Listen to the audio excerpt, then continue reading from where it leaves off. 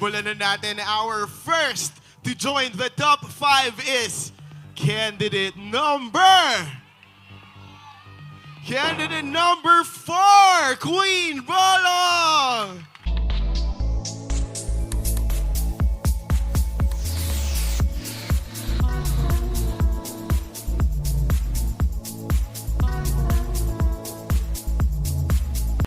The next spot in the top 5 is yours. Candidate number... Raise those signs for candidate number 16, Angela Trajano.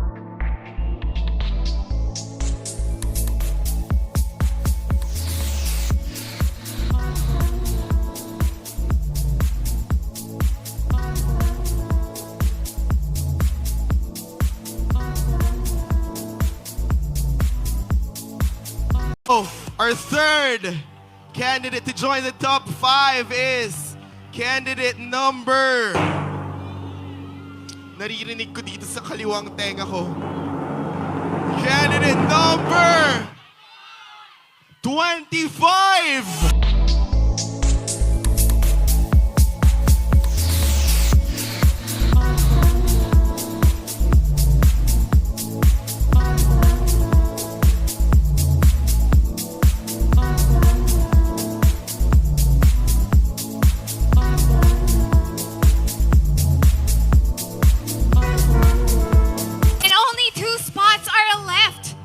To complete the top 5.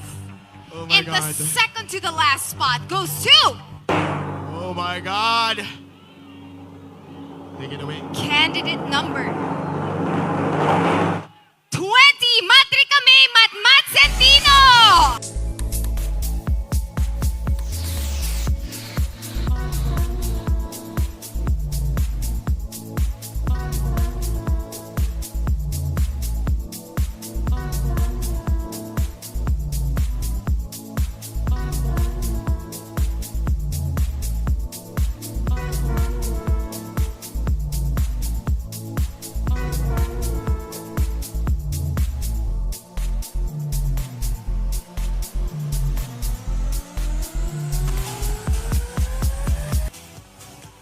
So we have a tie. So magiging 6. Because ganon talaga kahirap ang competition na ito. Oh my Walang God. tapon sa question and answer. Oh my God. Linapitan lang kami ngayon ng representative from STI to inform us Na na merong tie. nag-tie. And I think deserving naman din tong girl to I be part of totally that. agree. So let's announce. Isa lang muna. No, Nicole. Yeah, Isa lang. let's go. Top Okay, our 5. top- Top 5 out of 6. Okay, our 5th finalist is candidate number... Sabi sa'yo, swerte to, 11, Casey Bakula!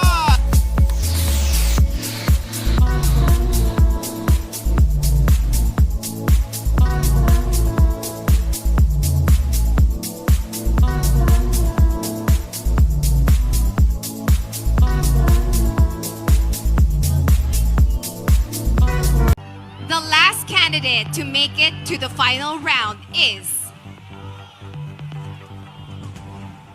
candidate number... Say it louder! Candidate number... 24! Kirk Popiolek.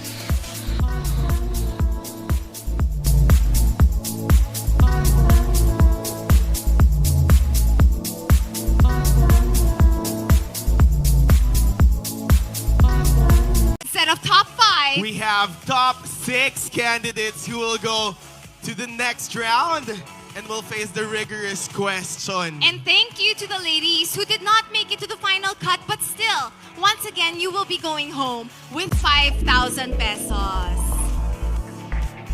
Congratulations. Y'all did great. Maraming salamat to all our top 11. And Let's kung go. pwede lang din talaga, di ba? Lahat, Na diba? ano, we can keep all of them. But Feeling ko, Nicole, marami naman yung gemstones nung crown. So, hati-hati Oo, na lang. isa-isahin na lang natin. Yes, but I know kasi for this final round, our queens have to go backstage and prepare for the final answer. Congratulations. And once again, Congratulations, ladies, the criteria naman for this round, back to zero na naman Right, tayo. zero na naman. So take it away, Nicole. And syempre, answer content is 60%. Final look is 40% with a total of 100%. And this time, yung top 6 natin, they will all be asked one single question. So pareho lang ang tanong nilang lahat. Right now, we're just making sure that your 5 other sisters will be locked in a Right. cabin. In a cabin! And thrown away to somewhere. Yeah, and be driven in a truck with loud music so that they won't hear Yeah. the question. Yeah. And ito na nga yung sinasabi natin, di ba, na mako-compare talaga natin ang Correct. sagot ng Kasi isang lahat ng- tanong lang eh. So, Yes. dito na talaga malalaman ng mga judges kung sino ang karapat-dapat na maging kauna-unahang brilliant queen. So, palakpakan naman natin ang ating, syempre mga judges! Ready na po ba? I'll repeat your question twice. Okay, so here it is. You are on your way to a march and someone hands you a blank sign and a marker. What do you put on your sign and why? Again, you're on your way to a march and someone hands you a blank sign and a marker. What do you put on your sign and why? Then definitely that will be we need peace. Why? Here in our country, there's a lot of crimes, conflict, violence, murder, military, and kidnapping is the issue of our country. Therefore, I will put we need peace. Why? P for political instability. E for economic growth. A, assimilation of minority. C, camaraderie of all races. And E, equality. Why? Because if we have peace, then definitely we will live with love and harmony. Good evening. Thank you very much. Congratulations once Thank you again. so much. So are you ready for your question? Yes, I have no choice. Sa haba ng linakbay niya mula doon Oo, papunta dapat dito ready sa ka. stage, Hinga di ka ba? muna, hinga ka muna. Tapos kakalakad mo lang eh. So ito na ang iyong final question, and we ask the same questions to all of the Everybody. other top 5 candidates. Here it is. You're on your way to a march and someone hands you a blank sign and a marker. What do you put on your sign and why? I'll repeat your question. You're on your way to a march and someone hands you a blank sign and a marker. What do you put on your sign and why? Thank you so much for that very wonderful question. I will going to put in a blank board. It is the rainbow. Why? Simply because I know that all of the people here already suffered, especially from pandemic. And we all know that there's a lot of people who already died. And we are being in our graves. But always remember that there's always a rainbow after the rain. Thank you so much. Thank you very much. Candidate number Ready? 16. Okay. So here is your question. I'll repeat it twice for you. So, you're on your way to a march and someone hands you a blank sign and a marker. What do you put on your sign and why? Again, you're on your way to a march and someone hands you a blank sign and a marker. What do you put on your sign and why? I will directly to the point, ma'am, sir. I will make a sign of heart. Why? Because after all, we're all part of the spectacular creations of our God, and that is humanity. Let's share love, because after all, nothing can be phantom. And after all, I always believe in a Latin word, amor vincit omnium, which means love conquers all. Let's all spread love so we can accept everyone differences. After all, we are all human race. We are all human being. We are all part of this world. Thank you and good evening, everyone. How are you good feeling? evening, Your ma'am. part kanina. Bakit kanina napadapa Oo, mama. napaluhod. Kasi akala ko top 5, may dalawa pa. Alam ko naman yung kakayahan ko. Though confident ako sa personalidad ko, wala akong pakialam kung chubby na ako. Ang importante sa akin na manalo o matalo, marami akong iniiwan lagi na magandang pangaral. And you're beautiful, Naimat. That's Dagang salamat. Ang dami mo ng pawis. Oo nga eh, pasensya ka na. Hello. Nakipunas. Nakipunas. I Okay. didn't say it. She said Yes. it. Okay. Okay, Naimat, I'll Yes. give you your final question na. Okay lang ba forward ako na ano ako pag Sige, dito malayong ka na judge? talaga. Sige, feng shui ba to? Yeah. Sige. Maswerte Sorry ka ba po. dyan? Mas ano ako kapag malapit ang judge. Okay. Love you. Naimat, okay lang Hi bang, po. okay lang ba magkalayo Dito kami tayo? para pantay Naririnig kami. mo ba kami? Kasi kami yung magtatanong na hindi yung judges. Medyo long distance lang tayo dito. Sanay naman akong hindi tinitingnan yung tanong. Okay. Doon tayo sa backstage. I love you all. Sorry po. Naimat, Nadala. ibubulong po namin ang tanong sa iyo. May time limit pa? 45 seconds pa rin, Yeah. right? 1 minute? 1 1 minute. minute. Wala na. 1 minute. Sorry Naku, po. mag-essay. Huwag niyo po kami sigawan na papahiya kami. De, joke lang. Okay, ito na, Naimat. Here's your question. You're on your way to a march and someone hands you a blank sign and a marker. What do you put on your sign and why? Once again, you're on your way to a march and someone hands you a blank sign and a marker. What do you put on your sign and why? Probably other people wouldn't know this, but in Waray we say that sugod o diretso, laban. Kasi it's high time for us. We've been for several times. It's 100 times and decade times we've been fighting for ang sasaya ninyo. Pero ang katotohanan, you cannot accept us fully and thoroughly. When we say thoroughly, completely. That's the very essence why we are having this pageant. We have different variation and it's important for us to vote because we are diverse and it's high time for us. Ang gagaling ng mga hurado. Pero from their point, they are some that which is part of the LGBTQIA+. It may sound something which is different, but believe it or not, ang pinakamahalagang bagay na pinakamakinang ngayong gabi ay nabigyan nyo kami ng kasaysayan at isa na namang hindi pagkukunwari, bagkus pagtanggap. Sulong nyo ang Soji Bill. Walang mahihirapan at walang masasaktan. Thank you. Here is your question. You're on your way to a march and someone hands you a blank sign and a marker. What do you put on your sign and why? Again, you're on your way to a march and someone hands you a blank sign and a marker. What do you put on your sign and why? Go ahead. 1 minute, right? Yes. Well, I will put in my sign, be yourself. Why?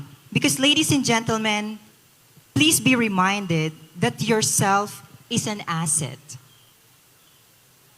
And we should be able to make sure that in order for us to be able to help other people, we have to put ourselves first. And it's not being selfless. It's not being selfish. It is being self-full. And once you have full of yourself, then one thing is for sure. You will be able to help other people. Because what you have is actually something that will definitely meaningful because you worked hard for it. Ladies and gentlemen, putting yourself first is very important. Why? Because ourselves is a very, very important creation of God. All we need to do is for us to be able to be productive. Once ourselves become full, then we can help other people. Thank you. You're on your way to a march and someone hands you a blank sign and a marker. What do you put on your sign and why? Again, you're on your way to a march and someone hands you a blank sign and a marker. What do you put on your sign and why? Thank you so much for that wonderful question. If I am on a march, what would I put on that sign? That is, brothers and sisters of the LGBTQ community, let's unite. Because ladies and gentlemen, I think that the biggest problem of the LGBTQ community is not discrimination from the straight community, but discrimination from the LGBTQ community itself. We treat each other as brothers and sisters, but we still tend to judge each other. We want respect from the straight community, but why can't we respect ourselves as member of the LGBTQ community? And I want to march on that simply because I believe that we as members of the LGBTQ community, we are the only one who can fix that problem. And I believe, and I am also certain, that if we just work together, definitely the people will also see its brilliant idea that we members of the LGBTQ community can be respected because we show respect to each and another. Thank you. And good Ito na. There. For Hindi the na fifth natin. runner-up. Hindi na natin patatagalin pa ang ating fifth runner-up is candidate number 4, Queen Polo.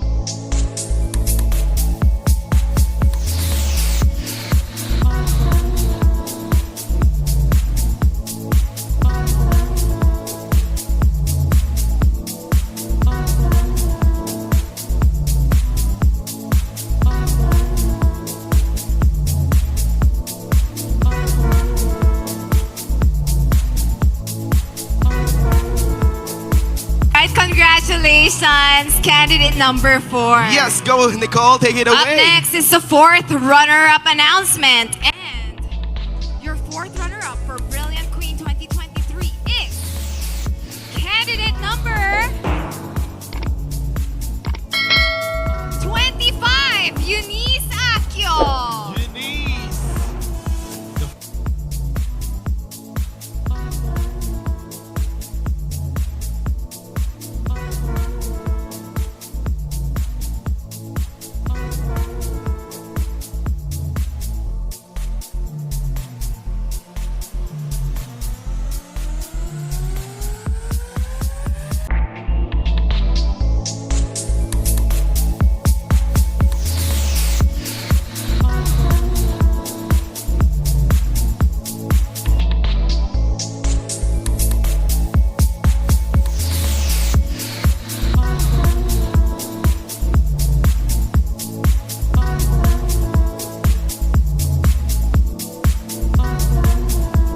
All right. Okay, for our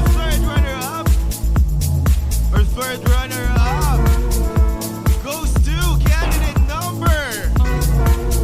You're right, candidate number 16, Angela Trajano.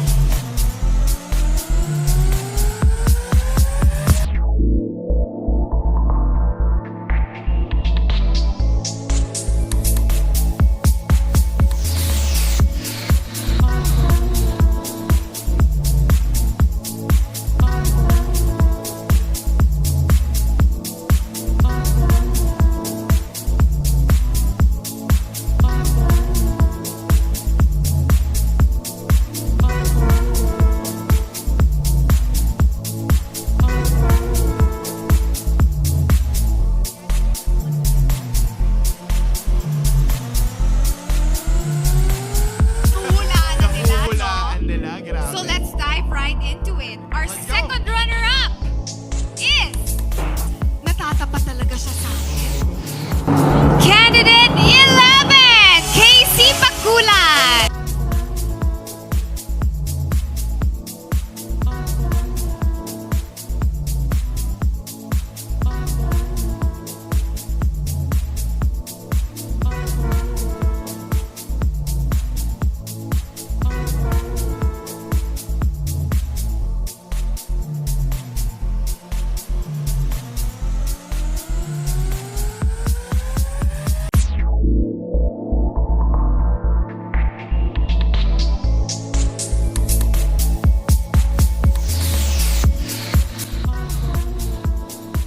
So hard for this. So we will be announcing the first runner-up first. Yes, and she then- will be crowned.